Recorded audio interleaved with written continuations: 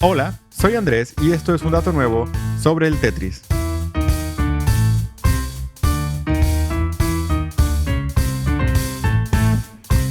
Sin importar tu edad o qué tanto te gusten los videojuegos, hay algunos títulos que todos conocemos y que tenemos perfectamente marcados en nuestra memoria, ya sea porque los jugamos personalmente o porque todo mundo a nuestro alrededor parecía estarlos jugando, o tal vez las dos. Juegos como Pac-Man o personajes como Mario han quedado grabados en la cultura general, y uno de estos juegos es justamente Tetris.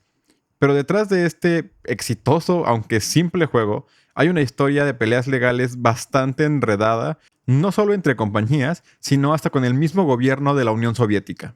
Todo comenzó con una sola persona, y esa persona era Alexei Pajitnov.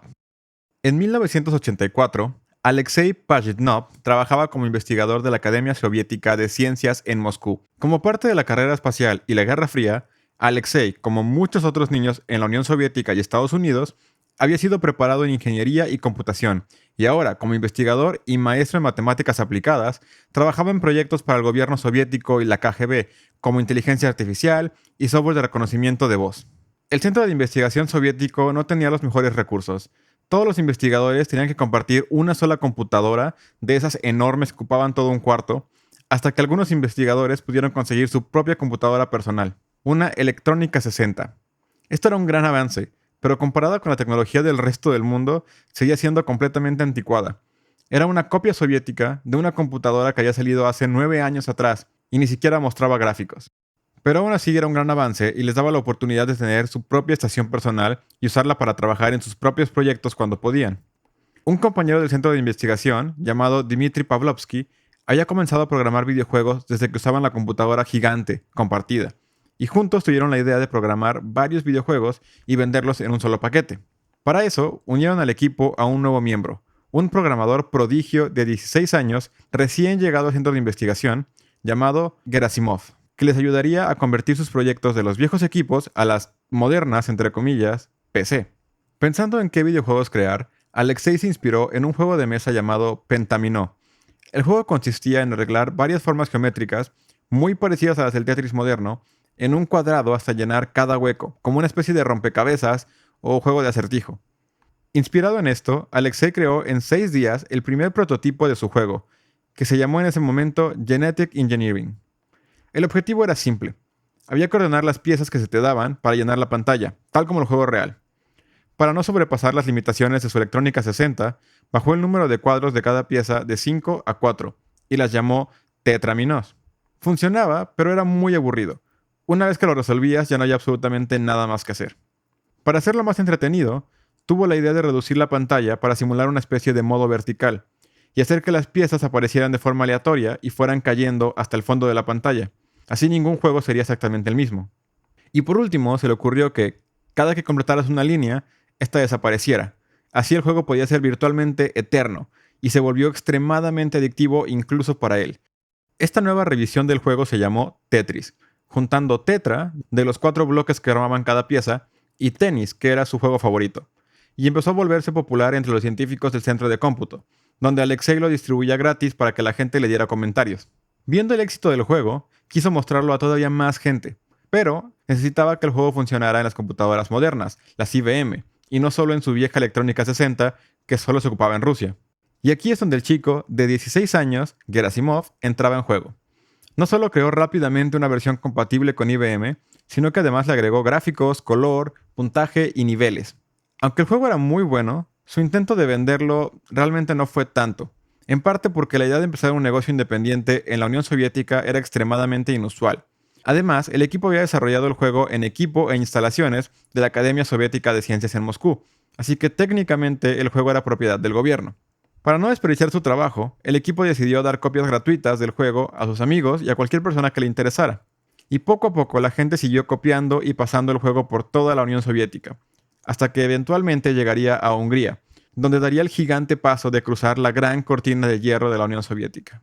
Dentro de la Unión Soviética, Hungría era el lugar más abierto al comercio exterior, por lo que mucha gente del lugar se dedicaba a comerciar con el mundo del oeste desde ahí. Y una de estas personas era Robert Stein. Como dueño de una compañía británica llamada Andromeda Software, Stein se dedicaba a encontrar software y talento de la Unión Soviética en Hungría y vender licencias al mundo exterior, entre comillas. Y en 1986 encontró en un laboratorio de ciencias el éxito de Tetris. Inmediatamente vio el potencial del juego y contactó a Alexei por fax, diciendo que le interesaba comprar los derechos del juego. Alexei estaba sorprendido. No había tenido jamás la idea, seriamente, de comercializar su juego de forma internacional, ya que en la Unión Soviética el comercio exterior estaba prohibido.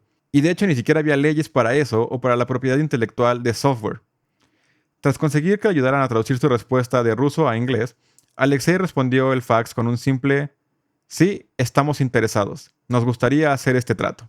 Para Stein, esto fue suficiente para empezar a ofertar Tetris a varias compañías, y una de ellas fue Mirrorsoft, una de las compañías de software más grandes del mundo, que era filial de Maxwell Communications, dueña de periódicos, revistas e incluso de un equipo de fútbol.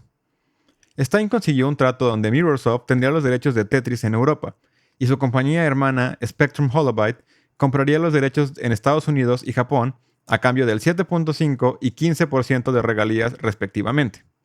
Stein contactó a Alexei nuevamente con el trato para comprarle definitivamente los derechos y poder empezar a venderlo. 75% de las ganancias y $10,000 en anticipo. En este momento intervino la agencia rusa de licencias AcademySoft, que era básicamente la empresa del centro de investigación.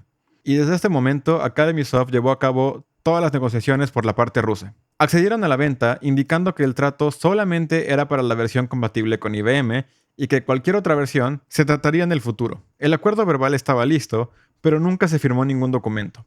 Aún así, Stein aseguró a la gente que ya había vendido la licencia que todo estaba bien, todo estaba listo y que no había ningún problema. Así que Mirrorsoft y Holobyte comenzaron a desarrollar sus versiones de Tetris. En Estados Unidos no estaban seguros de cómo promocionar el juego. Incluso para la época, parecía un juego demasiado simple, sin gráficos interesantes y una mecánica que fuera fácil de reconocer, porque no había ningún otro juego igual. Y entonces, el presidente de Holobyte tuvo una idea. Este era el primer juego que salía de la Unión Soviética al mundo occidental. Justo en medio de la Guerra Fría, esto era completamente raro, y decidieron capitalizar en el hecho de que esto era un producto novedoso y exótico. El tema del juego se volvió completamente la URSS. La caja del juego era de un vibrante rojo, con el nombre de Tetris en amarillo y escrito en letras rusas. Y para los diferentes niveles se crearon gráficos de la Basílica de San Basilio en Moscú, del Estadio de Leningrado y de varias referencias más a la Unión Soviética. En junio de 1987, y aún sin un contrato firmado por la parte rusa, Stein completó la venta de la licencia de Tetris a Mirrorsoft y Holobyte. En el contrato se estipulaba que se vendían los derechos de Tetris para la computadora IBM, pero también tenía esta frase que voy a citar: y cualquier otro tipo de computadora. Y esta pequeña frase volvería para traer muchos problemas legales. El juego fue lanzado en Estados Unidos y Europa en enero de 1988 y fue un éxito en todas las reseñas. No había forma de evitar la adicción que causaba intentar destruir una fila más de cuadros en Tetris, y se vendieron más de 100,000 copias en el primer año solo en Estados Unidos.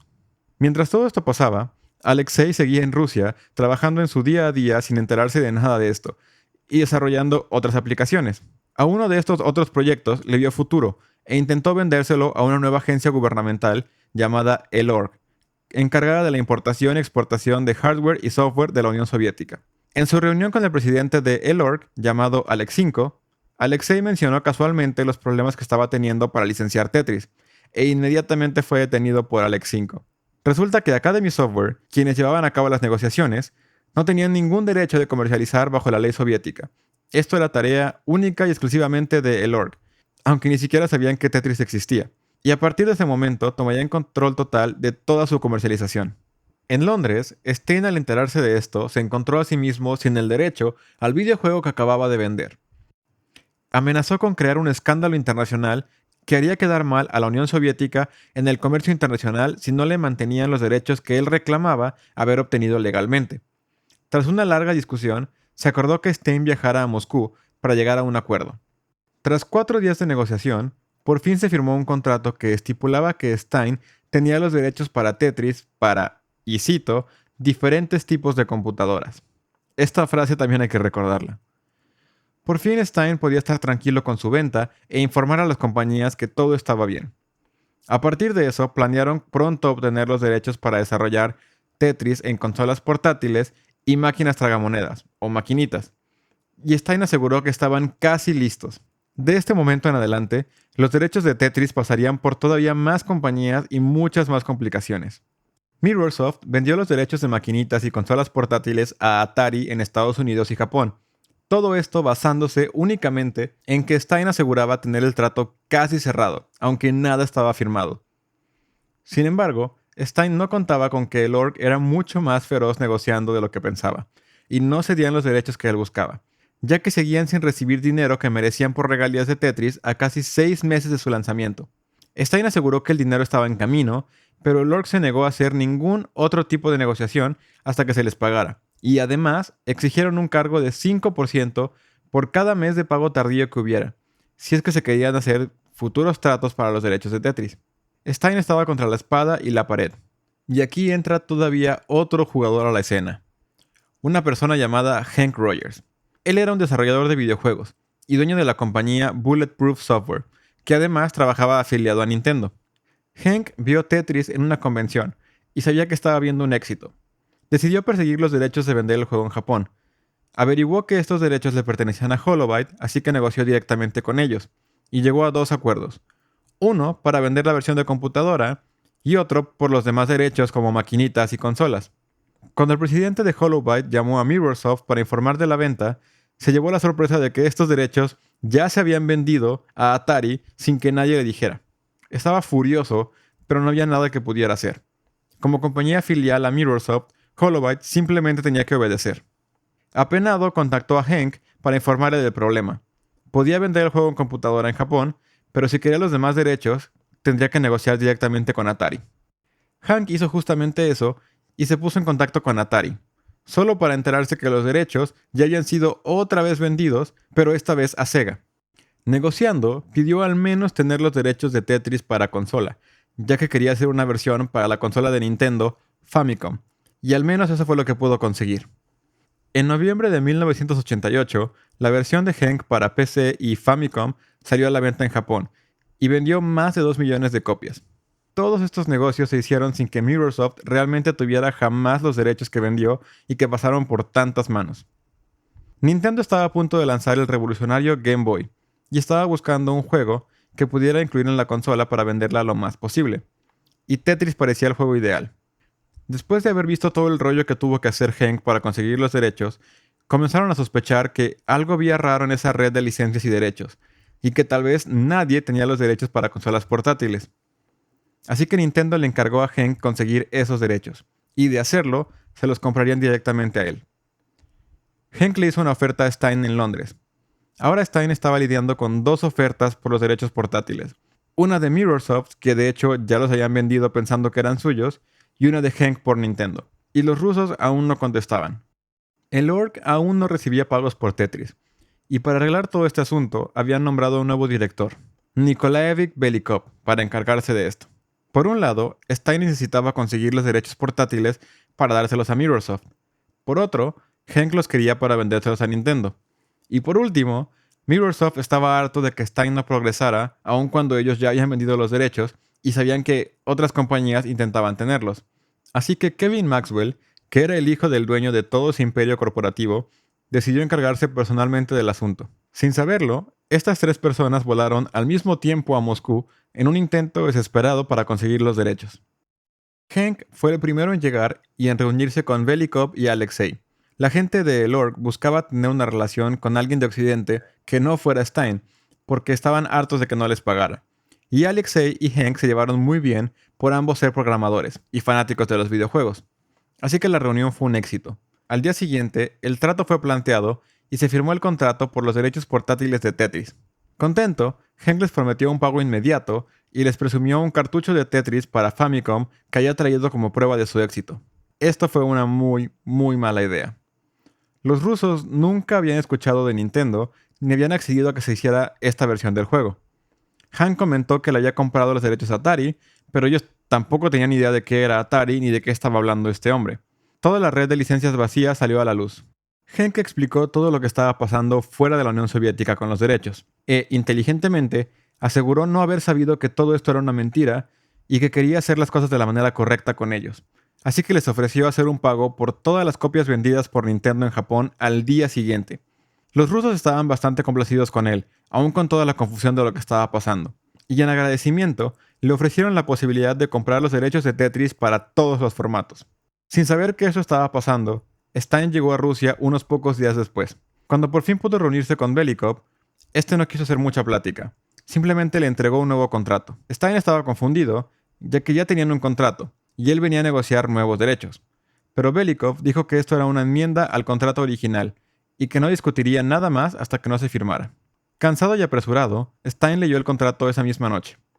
Parecía que solo se refería a pagos atrasados e intereses por estos, así que no le importó mucho.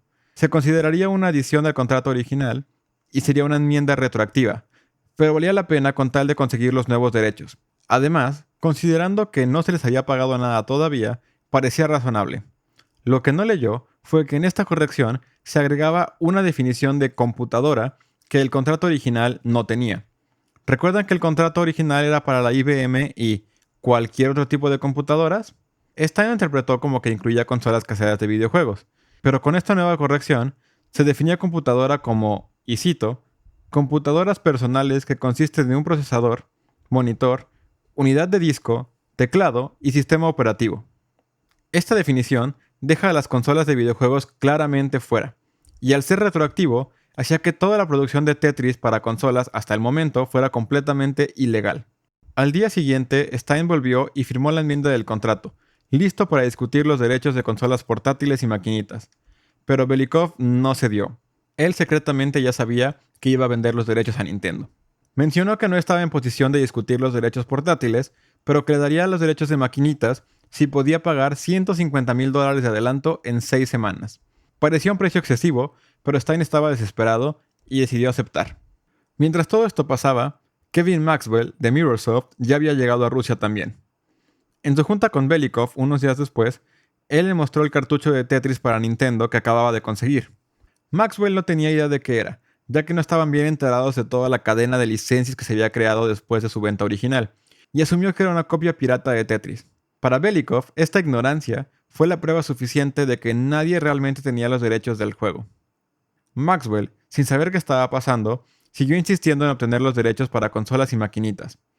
Belikov se negó a darlos en ese mismo momento, pero para evitar sospechas, le otorgó a Mirrorsoft el derecho a primera oferta sobre los derechos de Tetris por toda una semana, a cambio de varios derechos sobre algunos de los libros y publicaciones que tenía Maxwell Communications. Los rusos habían pasado de no saber nada sobre Tetris a tener una oferta de Nintendo por la versión portátil y otra en camino por la versión de consolas, un contrato por $150,000 por los derechos de maquinitas con Stein y el derecho a las regalías por las publicaciones de Maxwell Communications, una de las compañías más grandes del mundo. Todo en unas cuantas semanas y gracias a Belikov y su increíble poder de negociación. Con todo relativamente aclarado y con los derechos para portátiles en su poder, Nintendo mandó a Henk a obtener los derechos de Tetris para consolas. Nintendo estaba decidido a obtener los derechos sin importar nada, y preparó una oferta tan grande que sabían que ningún otro competidor la podría igualar. Belikov, honrando su contrato con Mirrorsoft y Maxwell, le mandó un fax informando sobre la posible venta de derechos a Nintendo y dándoles la oportunidad de hacer una contraoferta, tal como el contrato lo estipulaba. Pero coincidentemente, esta noticia llegaba el último día que Mirrorsoft tenía derecho a la primera oferta. Así que al día siguiente, sin tener respuesta de Londres, Belikov estaba en su derecho de vender el juego a quien él quisiera. Por la importancia del contrato, un empleado directo de Nintendo tenía que firmarlo, y Henk no era oficialmente un empleado. Así que los directivos de Nintendo of America volaron personalmente a Moscú para cerrar el trato ellos mismos. Viajaron en secreto en el primer vuelo que pudieron, para evitar que nadie más de cualquiera de las otras compañías involucradas supieran lo que estaba pasando. La misma gente dentro de Nintendo no sabía que iban a ir a Moscú. Ellos reportaron que iban a ir a Japón. Tras unos días de negociación, el contrato se firmó y Nintendo tenía todos los derechos para la versión de consola y para la versión portátil de Tetris. Nintendo ordenó a Atari detener toda la producción y venta de sus versiones de Tetris, porque los derechos no eran suyos. Atari no tenía idea de qué estaba pasando, pues ellos pensaban haber adquirido los derechos de forma completamente legal y ya habían producido 300,000 copias del juego y gastado millones de dólares en publicidad.